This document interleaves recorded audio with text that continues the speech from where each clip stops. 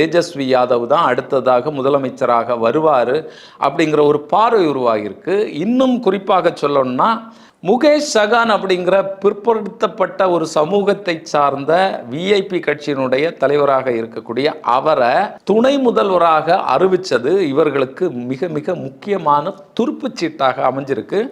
இதை பலரும் நெகட்டிவாக ஜாதி சோசியல் இன்ஜினியரிங் இப்படி எல்லாம் பேசிட்டு இருந்தாங்க.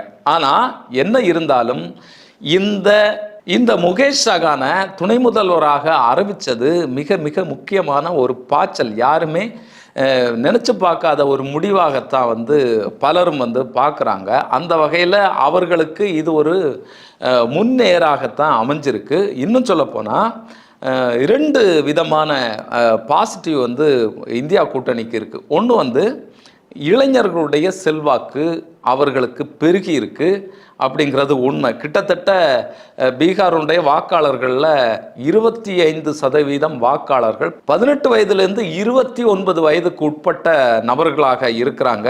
அந்த நபர்களுடைய வாக்குகள் பெரும்பாலும் இந்தியா கூட்டணிக்கு தான் கிடைக்கும் அப்படிங்கிற ஒரு பார்வை இருக்குது. இதில் இன்னொரு பார்வையும் இருக்குது. பிரசாந்த் கிஷோர் அங்கே ஒரு மாற்று அரசியலை முன்னெடுக்கிறாரு.